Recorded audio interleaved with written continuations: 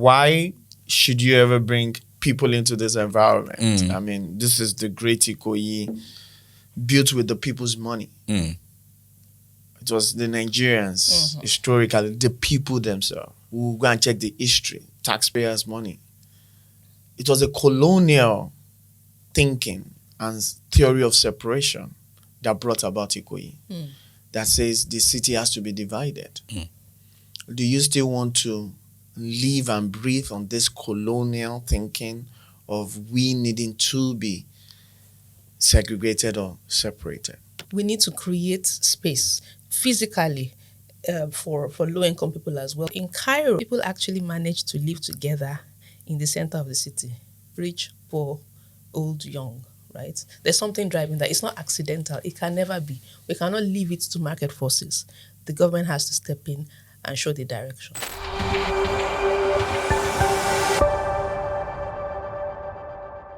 Thanks for joining in. Another exciting time to unveil matters that matter. So many places across Nigeria, we find it interesting that there are buildings waiting to be lived in, with the plan of being lived in. But then it doesn't turn out to be so. Well, that conversation we want to unlock today, and we say welcome to the show. I am Femi D. Amelem.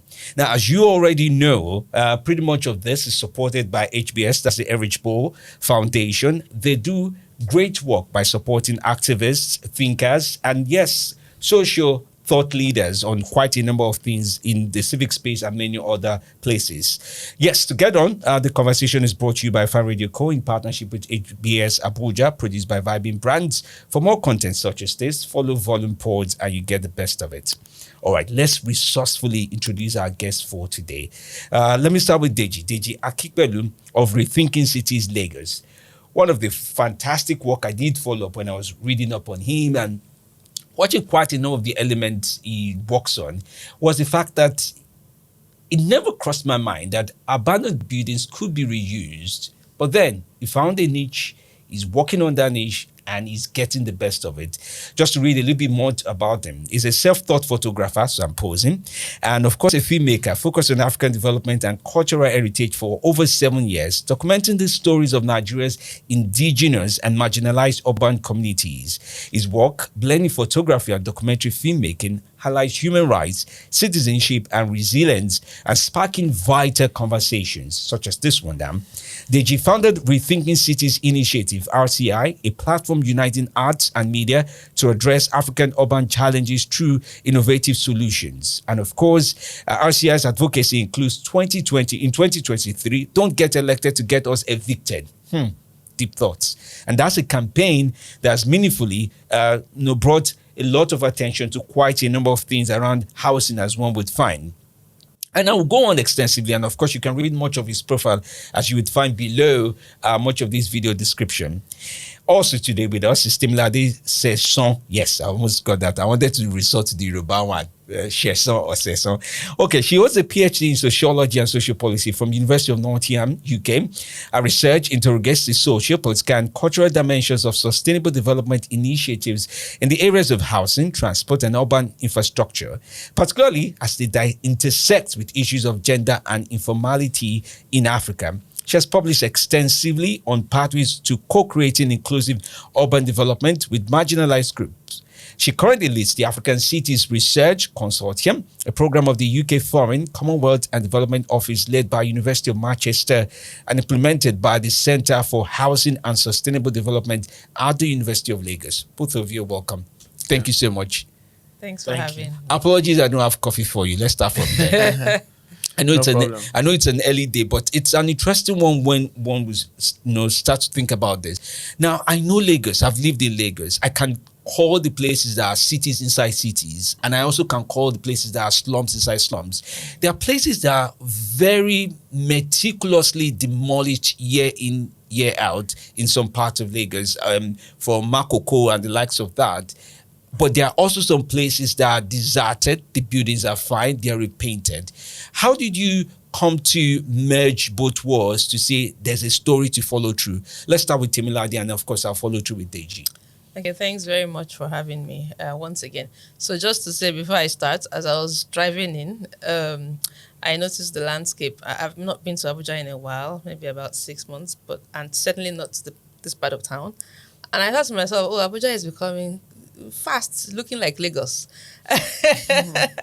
The sort of organic, like urban character. Abuja is this, to my mind, contrived city, and whereas Lagos is more of a living city. Lagos makes itself and remakes itself all the time. And congratulations to Abuja. I think Yeah, Abuja is it's getting there. the party, so I think Abuja is getting there. Just in terms of what you're saying. There are different aspects, different sides to the city, and it's the people that make the city, right? We're big on, well, the government is big on things like master plans, trying to, and I know that, for example, Abuja is like the model master plan city, but in Lagos you have people making their built environment, co-creating it in ways that are not ceremonial or ceremonious, and just getting along with life.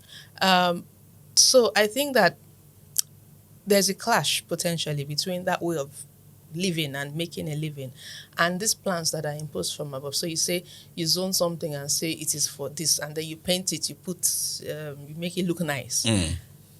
Something looking nice is not exactly the same thing as it being nice or useful. I came across this fantastic quote, I must drop it here, by Nicholas Grimshaw, a recently deceased British architect. And he said something like, I will paraphrase, like, we need to stop looking at buildings like handbags on shelves, right? Like, and architecture is great, built environment is great, it's good to have fine things, it's to have, these plans. But we should stop thinking of buildings as masterpieces or artifacts, and think of the functionality. Think of for whom, who is this serving? What population? What segment of the population is it serving? And importantly, what segment is being excluded? For me, that's the core of what I do. I focus on inclusion because many of our policies, plans tend to be exclusionary. So yeah, I'll leave it there. Okay, that's a very powerful quote to follow through on. Okay, let me get So I'll take it from.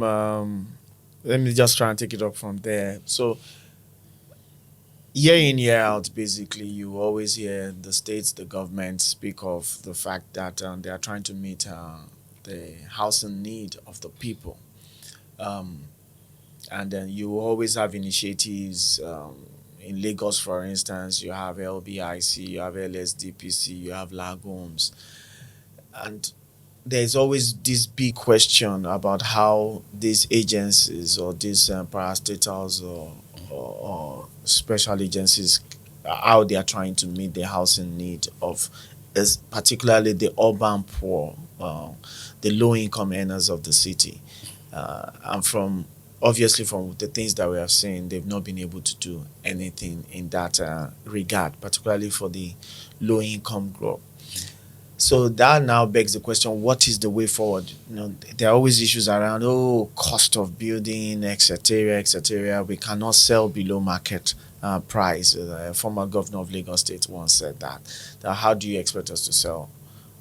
Even government be able to deliver housing below market price, which I've always argued that that statement is not true. It is possible that government can deliver. So take, for instance, you can deliver housing below market price by using the existing infrastructure that you have, abandoned infrastructure. So Lagos being the former capital territory, former capital of Nigeria, interestingly has a good number of infrastructure buildings that with federal resource were actually put together. It's scattered all around the city, a good amount on the island and some other ones outside. You need to begin to look at, okay, how do we repurpose or reuse, readapt these buildings, for instance, to meet the needs of the people, which is pretty much also a common practice elsewhere. I've seen that in Brazil, for instance. I spent a couple of time in Brazil understanding such. So that's the conversation. As against, again and again, we are looking at these abandoned properties and we are beginning to look at meeting the needs of the 1% of the 1% Okay. again. So let's play around with numbers a little bit, Yeah. because when it comes to Lagos, thank God we're in Nigeria. We're struggling with population index to say, this is how many we are. But last check, somebody said it was 23 million people that live in Lagos. I don't know. Lagosians to also have a way of. You can fact check me on that, and it makes me wonder. When we say housing deficit, right? You just alluded to 1%. One government would possibly respond with the idea that, so how many people are you talking about that don't have house in Lagos, right?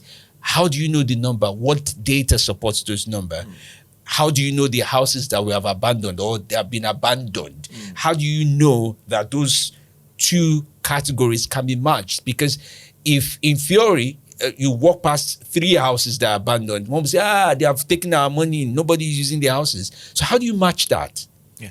Okay, so I know Dr. Similadi will want to speak on that too, But so number one, government is not going to meet when we give the housing deficit figure now, and depending on where you are trying to even quote from, is not a one bullet solve the entire problem. Scenario, yeah?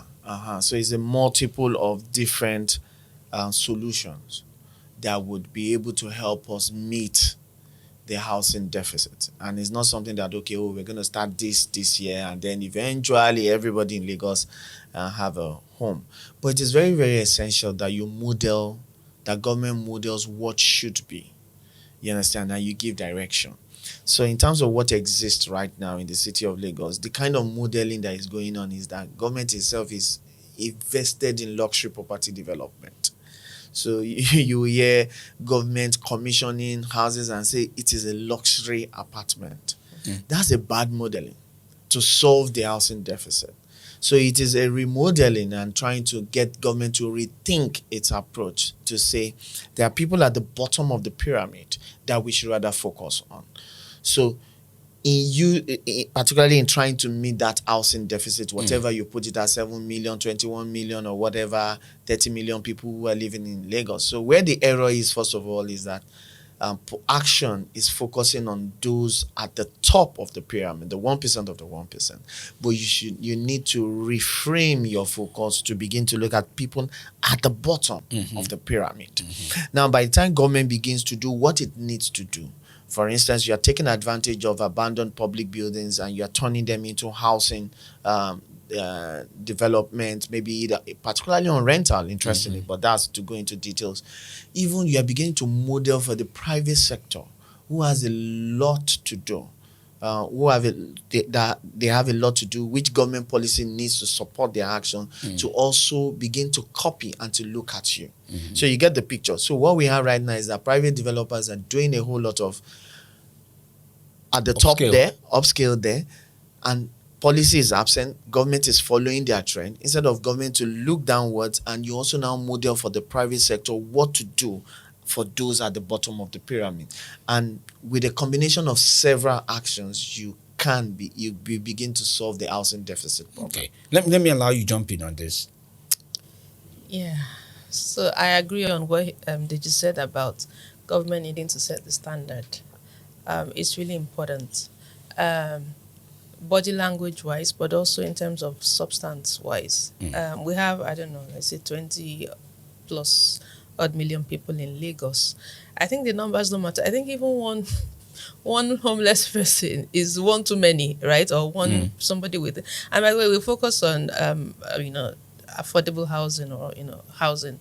I think a step further is even to say decent housing. Like how many Lagosians actually even have decent. I don't know if you've ever tried to look for a place in Lagos before where you'd be like, this small hole, yeah, so you are calling it 3 billion naira per, so, and then you find places where, for the most part, you have the low-income people that Deji has alluded to, having this face me, I face you, like we say, face me, I slap you, rental model. I wouldn't say that's the model or that's the standard, for example, for decent housing that we're looking at, right? Now, the government focuses on this model of luxury, as Deji has said, because that's the vision, that's how they want the city to be perceived, right? As glamorous, as this, as that. Um, but the numbers don't. How many people can afford that? Yeah, and let me follow through on that. It reminds me of in the 70s in Lagos, there was Festac, right? There was those houses. All right, I mean, Festac to date, people get lost. You still get lost because of the zoning structure. It's a similar arrangement you find in places like Yaba, where you have high-rising buildings almost designed for middle class people at that time. Of course, now we're struggling to define what middle class is across the nation as well. But you also think about those type of buildings, where they were located, and now where even the public buildings we're talking, abandoned public buildings are, where they are located. You likely not find a government abandoned building in places like Agege. Now, for those of you who don't know, maybe we should just throw up a Google map of how Lagos looks like. I've had my share of Lagos, so I know my way around a little bit. So you will find likely abandoned buildings in Agege. But then, if you find an abandoned building on Victoria Island, the question is, how do you size down that kind of a building to meet up with middle-class earners living in a high-income area? Okay, so let me just quickly follow up on that. So I didn't finish my Grimshaw quote. Oh, The yeah. architects, Okay. Yeah, it went on to say that architects should design buildings like office buildings and things with the mind to convert it sometime in the future to anything. Not because you don't know, right? You don't. I mean, life is dynamic. Things are dynamic, and all of that. So that's number one. Again, it's very much a mindset. Again, private sector working with public sector and all of that. How can an abandoned office or government building in VI, how can it be made habitable and affordable? Like even to middle, we are not even talking about lower income classes now. Well, the first thing is for there to be enabling laws, statutes, codes to. The other thing is, even if you start from the beginning to think that this building can be repurposed, so for example, the federal secretariat building that we were working on, I remember some of the submissions that came in for the redesign. Many of the brilliant young architects struggled to bring natural light. No, because it was the initial design was even the physical design. It was challenging because you had long corridors, long halls without natural light. And so how do you live? So it's like, even physically, it's a challenge to transform that. So one is that, starting with the end in mind, starting to think that, okay, this thing needs to be, and it's been done, our curriculums also need to change, to be dynamic, to absorb, to let people, think wide, so that's one. So there's the physical aspect of it. There's also the codes and the policy aspects of it, like I said, government enabling that. Now, in terms of affordability, there will always, we live in this capitalist system, there will always be levels, as we say, right? And no one is saying that, I don't know, some middle class person should not have their apartment somewhere, depending on if your salary can. But the main point is, we need to coexist, right? So high, middle, low. So in a complex like that, it would be, okay, let some be at market price, but make quotas. The government mandates quotas to say a certain percentage will be for people who would not normally be able to afford it, and then cross-subsidization happens. When you do that, we underestimate, maybe we don't know the value of social cohesion, the value of that inclusion. So inclusion, you can do it out of the goodness of your heart, but at the end of the day, it's for the good of everybody. It's for that we need that mix. We need mixed income living. And this is one of them. So it doesn't matter. The other thing, the last thing I'll say on this point, so why can't a low-income person live in VI? Is it the low-income person that is going to be the driver of the MD of a bank in the same VI? If that low-income person has access to that, low-income people living in the center of the city, in CBDs, they work there, they service, other sectors of the economy. Why can't they? Why do low-income people have to be coming from Agege?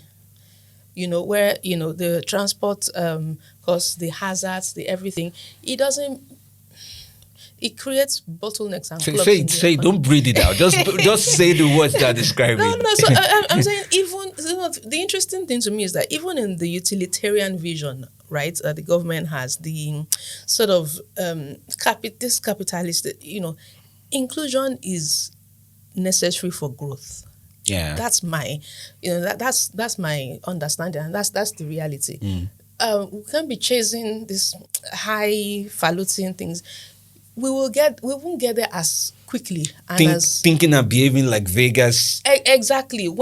If you don't carry everybody along, that's what inclusion means. So you are having your high middle income things, but in the midst of that, we need to create space physically for low income people as well. If it means, and this happens, I don't want to be mentioning cities like New York and all of that, but this happens in many places. Okay, I said Brazil, at least that one is closer. This happens in many places. This happens, I don't know what the policies are, but in Cairo, in an African city like Cairo, people actually manage to live together in the center of the city. Rich, poor, old, young, right? There's something driving that. It's not accidental. It can never be. We cannot leave it to market forces. The government has to step in and show the direction. Okay. Deji, let me allow you, jump in on this. She has said a lot. Okay. I can't even remember my real question anymore.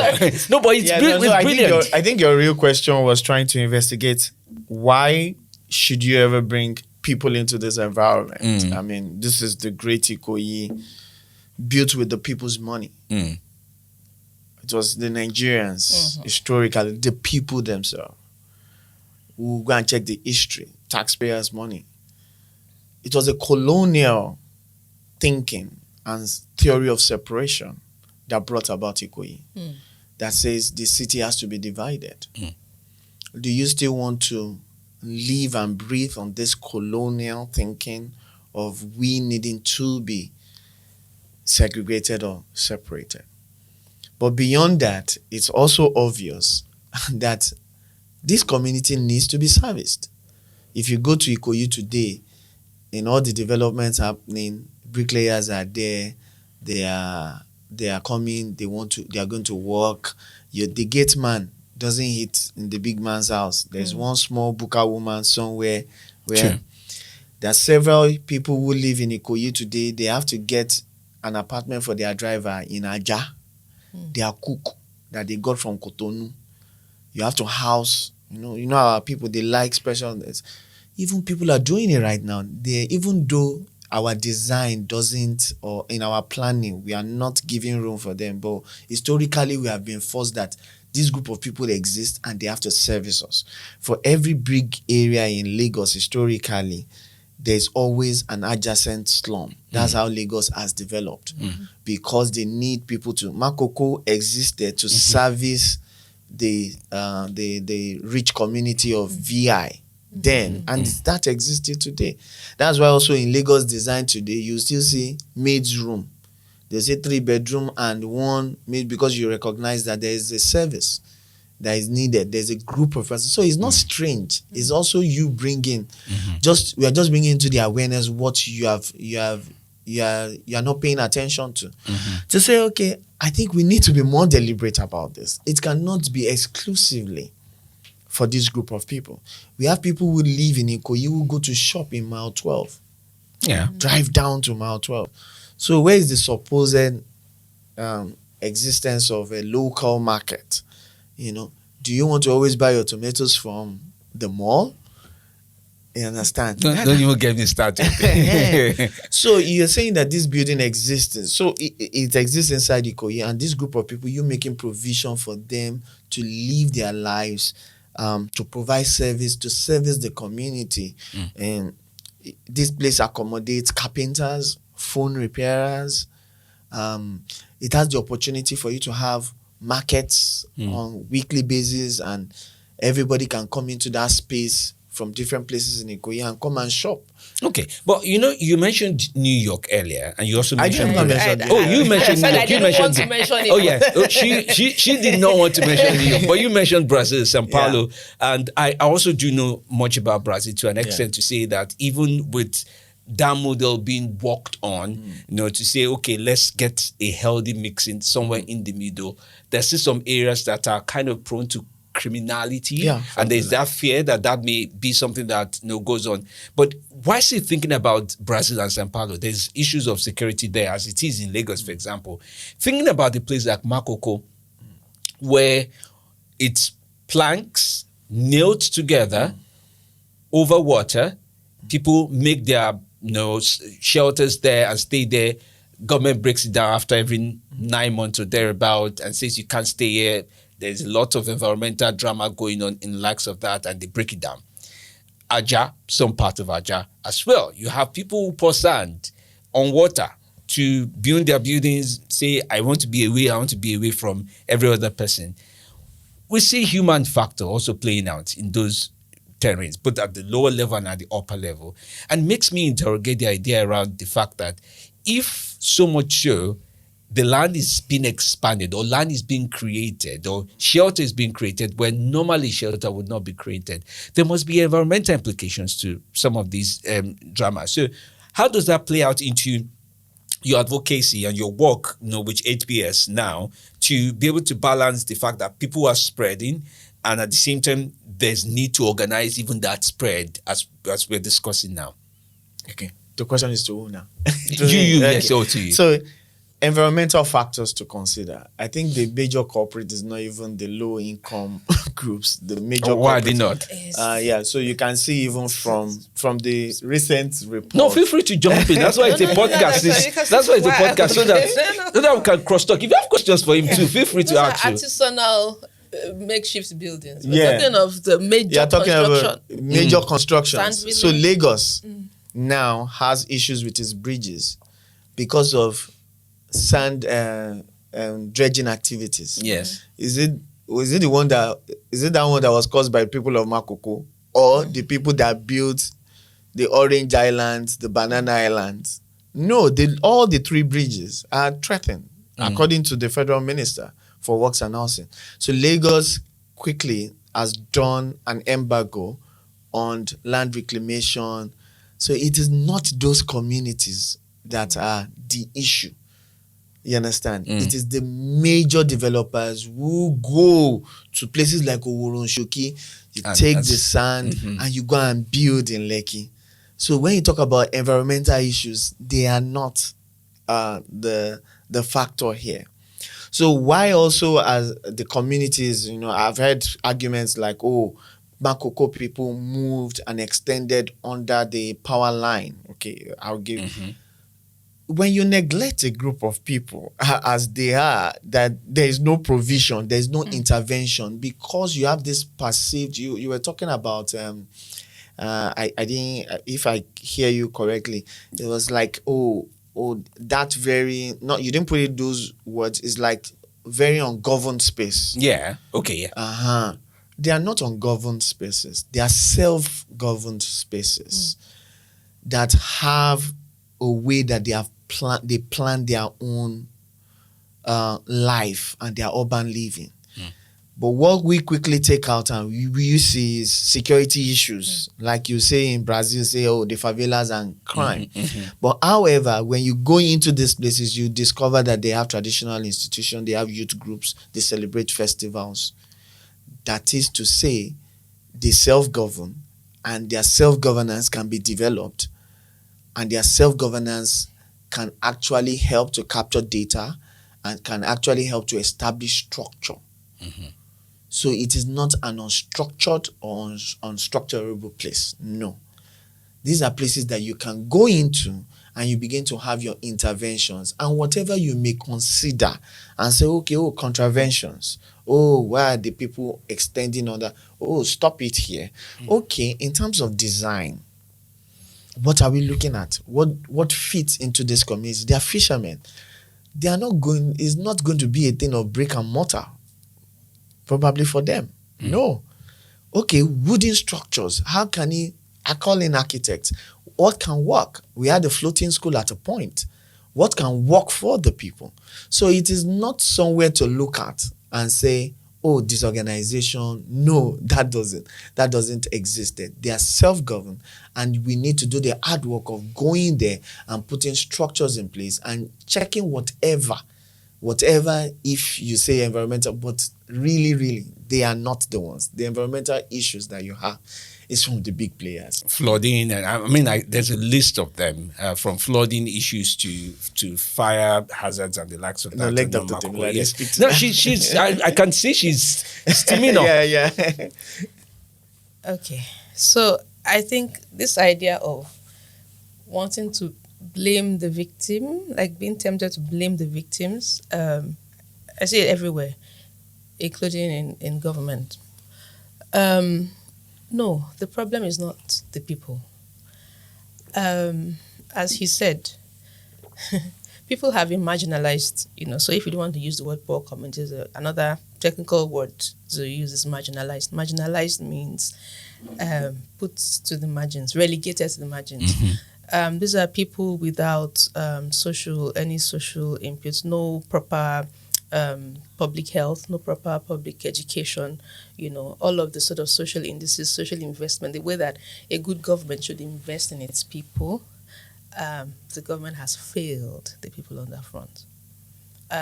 Decent employment. I will quote our F1 colleague who says, do you think that people, so when the government was banning people selling in traffic, do you think people want to go and be running after cars? To go and say, if you give them a job to do, they will not. It's not like people wake up, or when people are born, they pray, when they do 7 days prayer, they pray that you will become a street vendor or a no.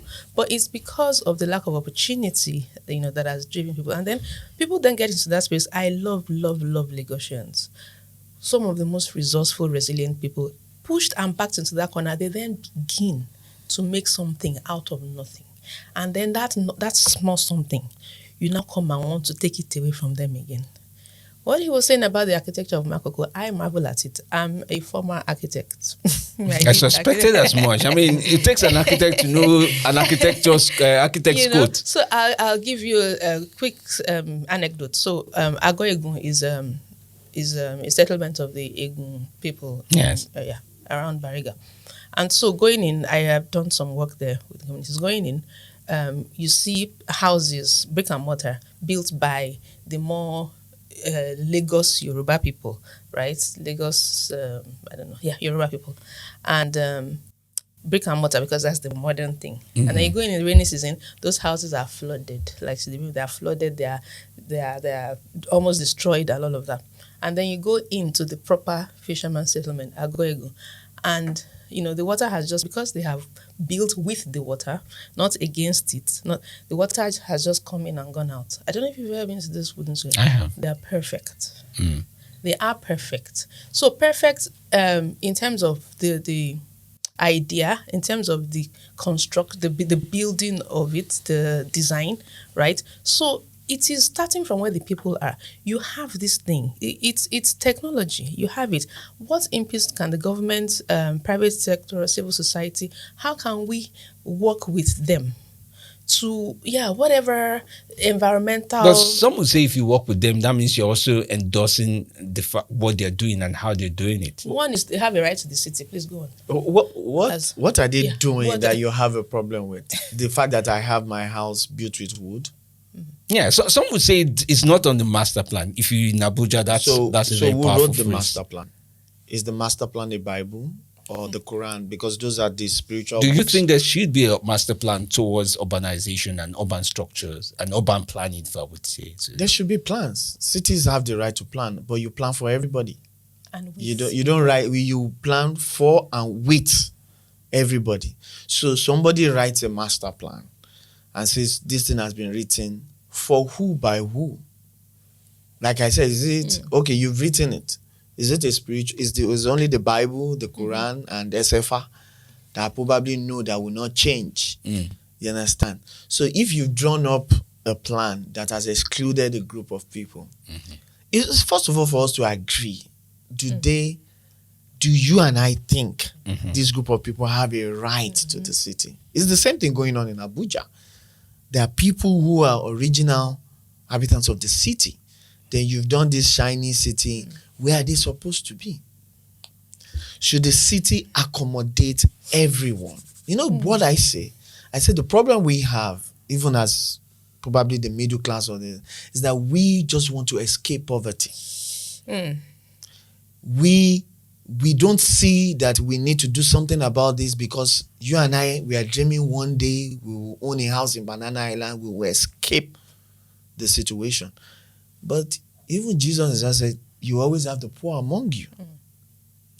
That's what we don't know. We will always have this group of people among us, and we have to plan for it. Our greatest undoing is because we think that one day I will move away. You know, nobody cares about how walkable the street is, because we all dream one day I will buy my Tesla, I'll buy my Honda, and I'll become. So in your mind, you don't think that the streets need to be walkable for the person. Whereas by the time you buy the car and your human activity reduces, you have to hit the gym. By force. You have to walk. If there's a problem in this life, there must be a solution. With it. So it's because, first of all, you and I, as we sit here, or whoever is listening, you have to sit down and say, okay, that my carpenter, that my tailor has a right. With the way the city of Lagos is going, for instance, on the rental space, and what is happening in the rental space is crazy. But we still have to give it to Lagos. They're about the only state that is compelling everybody to pay 1 year rent, not 2 years, and the likes of that. Yeah, but the agency fees, No, so not to say that the government is not doing anything. And it's also to say that with the best of Lagos, the best of Nigeria, which is Lagos, still has this issue which needs to be well redefined. And that's why we need to tackle it, because a lot of people will tell you, okay, Lagos is doing well and other states are waiting to copy. So before you copy what is not entirely correct, it is important for us to. So it's not to so much dwell and say, Lagos, we are doing better. You are doing better, and somebody is about to copy what is. So what should be the model for Ogun State, for Ondo State, is to start investing in setting up an organization like LSDPC that is now working in partnership with private sector to develop luxury housing, a government-backed agency with taxpayers' money, heavily invested, and clearly says the reason why we exist is to do luxury housing. Come on. You have LBIC, poorly underfunded, is also doing a project. I looked at one project in Alausa, very close to the governor's office. It's called the Alausa Heights. That's purely by LBIC, which is one of the agencies that is supposed to service the low income. So tell me, so what exactly are we saying is the best of Nigeria to be copied? Okay, so let me ask you about your line of advocacy. I mean, what are you doing about it in the space where you work, successful? When you say rethinking cities, you've shared some of those high points of the things that should be. And by the way, talking about copying what is not entirely correct, you find that already playing out in places like Ibadan. Ibadan too is getting there, in terms of space, in terms of people, in terms of how, before we could move around in Ibadan and say, I want to buy Dodokere, but now you have to go. You have to go very far. You have to go very far. So we're seeing that play out. But when you say rethinking cities, through your work alongside with your partner at HBS, right, how have you been able to rethink cities? And also, this also comes to you as well on rethinking cities. So some would tell you that we already advanced so far with the model we have put up and the culture around housing that it's not a situation of reversing. It's a situation of what can we do with where we are, right? Some would tell you that, okay, well, maybe we'll stamp this thing into law by paper. But we'll just be looking at where it can be implemented. Like it would be easy to implement some things in Ekpe, which is still very arable compared to some other parts of Lagos. So how are you rethinking cities alongside with HBS as your partner? Have we really gone too far? Or we are in a crisis? Lagos is in a housing crisis. How many people can pay their rent in Lagos right now? How many people? You're in a terrible situation. You have so many houses built in Lagos, unoccupied. Where have you gone? We have not gone anywhere. We have to come back and rethink things. Properties are wrongly valuated. It's a facade. It's a smoke screen. Oh, Lagos life, or what you probably see and say, oh, luxury, and it's all a facade. It's all lies. You understand? It is all real estate money that is going into real estate in a city like Lagos is being questioned. That where is it coming from? You understand? And I don't even, what are the similar opportunities? Okay. You build your banana island. Okay, the banana island has been built or is being built, or Eco Atlantic is being built. Okay, cross subsidy. Well, somebody is buying a property, $20 billion. I'm an artist. I'm celebrating this. Properties they are quoted in dollars. What funding opportunities do we have from that mega money? Like, okay, let me say we've gone far. Okay.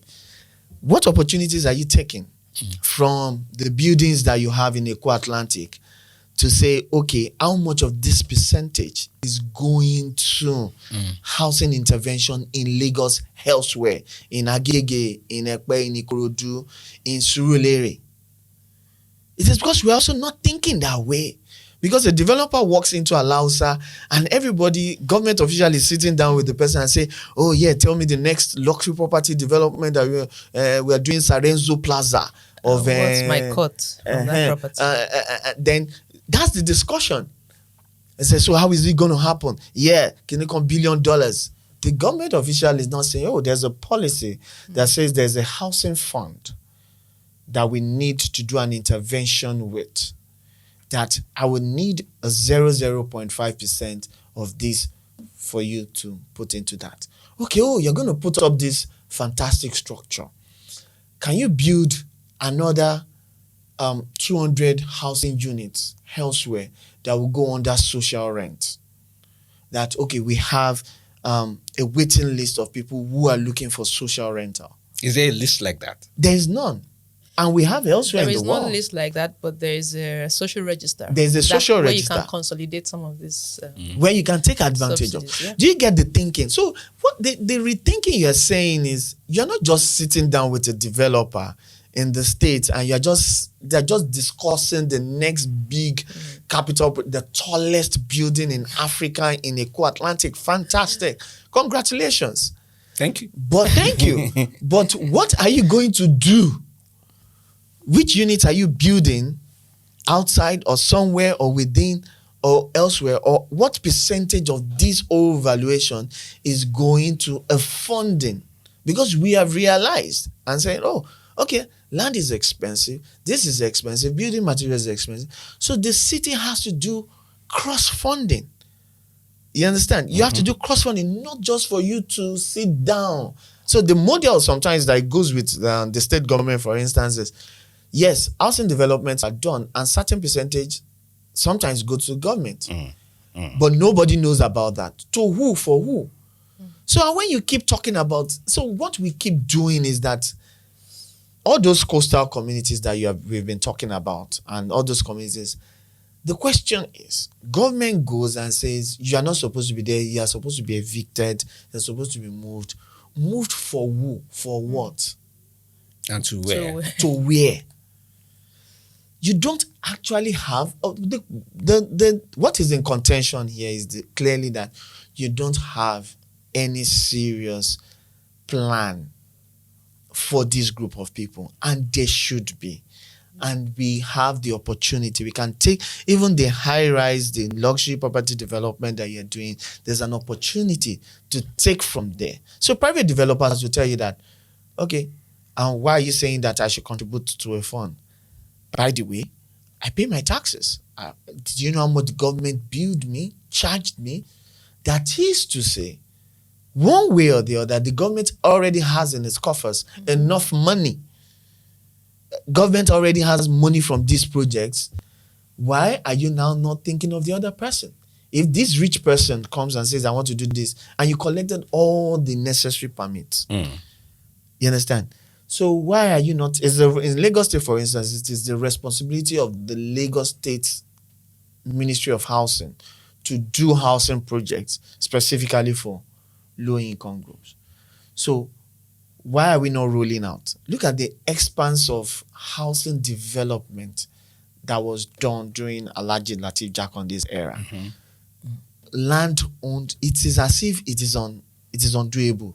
Again, you spoke about First Tax, several communities, which massive.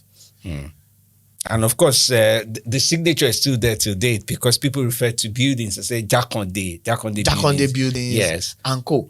But when you check the lag homes that we have now, for who are we building those structures for? Okay, we'll press for time, but I'll allow you have your take on this so that we'll round off. Yeah, what he said and some more. So thanks for bringing up the Jakonde era. I was, my mind kept going there.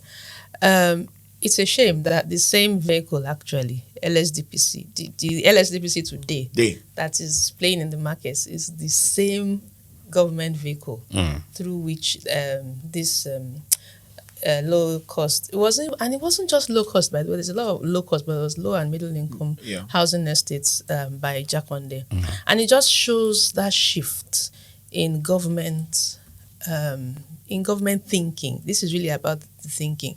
So a few years ago, the World Bank did a report about mental models. They actually sort of the psychology of development, right? And the mental models that people have of development. The mental model of Lagos State, as we are, is this top-down, shiny. I think you were the one that mentioned shiny. Now, let me shock you, as we say. Just last week, we had guests from outside the country coming on this project that we're running, and so we're talking, and like, describing. One of them had been to Abuja once from the UK, and then she says, as an just off comment that Abuja, I can imagine why someone wouldn't be comfortable there, because it's such a sterile city. People are not interested in your roads and bridges. Honestly, that's not what makes. Do we need good roads and bridges? Yes, we do, right? But that is not the soul of a city. The soul of a city are its people. You do roads and bridges, by the way, as you're saying, all of the sort of contestations that are coming on the roads and bridges that you paved over, that is like you bulldoze people to, now those things are coming back, to haunt us. When people come into your city, what they want to see is how the welfare of your people, how well cared for are your people. And it shows so this same group, a lot of them, so yes, maybe went to some of the Lekki and co parts of Lagos. But one day, they just look and say, we want to go to the markets. Don't say our markets. We want to go to your open air markets. That's what we want to see the people. And then they're like, no, I want those yellow buses. I'm like, okay, maybe you can take another. No, I want to take those yellow buses to the market. These are people and they loved it. They loved it. So I think the government usually, and maybe not just the government, all of us, those of us at this table, right? We flip this, the script is backward. Right, development is not about the all these tangibles. It's not primarily about those tangibles exist to serve the people, not the other way around. Another great quote: "Culture was made for man, not man for culture." You can say this, in terms of development policy and governance policy. You make these things serve you, but when it becomes no matter whose interests are pushed aside, no matter who dies in the process, no matter who is dispossessed in the process, no matter who is, it will not be sustained. It will not be tenable, and it has happened before with Lateef Jakonde. It can happen again. we have to leave it at that so that I can allow you guys to, run into many other things that we've shared for you as well for today. Well, it's been an interesting conversation. A big thanks to Deji Akinpelu of Rethinking Cities Initiative. Thank you so much for coming on. Thank you for having me. Deji is a self-taught photographer and filmmaker and has focused on Africa's development and cultural heritage for over 7 years, documenting the stories of Nigeria's indigenous and marginalized urban communities. So much more can be talked about some of the work that they've done. RCI Advocacy has focused on things like the 2023 Don't Get Elected to Get Us Evicted campaign and many other areas of work he has continued to do. And of course, Timiladi Sheson, doctor, I almost missed out on saying that she was a PhD in sociology and social policy from the University of Nottingham, UK. Her research interrogates the social, political and cultural dimensions of sustainable development initiatives in the areas of housing, transport and urban infrastructure, particularly as they intersect with the issues of gender and informality in Africa. A big thanks to you as well for coming on. All right. And I also must mention she's an architect. She did slip that in, but she didn't want us to hear it. But let me loud it. Thank you so much for being on. And that's Matters That Matter. Thank you as well to the Erich Ball Foundation. Definitely, they do work with activists and thinkers in civil society, business and politics to stimulate public debate and action for a socially just and sustainable Nigeria. And our conversation today has really focused on building cities with environmental and development urban planning. And yes, the conversation is brought to you by Fire Radio Co. in partnership with HBS Abuja, produced by Vibing Brands. For more content, follow us at Fire Radio Co. and YouTube at The Volume Pod. You'll be able to see much of these kind of conversations as we have it. A big thanks to you. Don't forget to leave your comments around this, your thoughts, your interrogation. I agree, I don't agree. No, this is so, it is, that's what they did to me. Everybody has some story, but one of the paraphrases I can't miss out on today is the soul of the city is its people. Something I would always now quote the architect who quoted another architect. Thank you so much. I'm Femi D. Amele. Thank you so much for your time.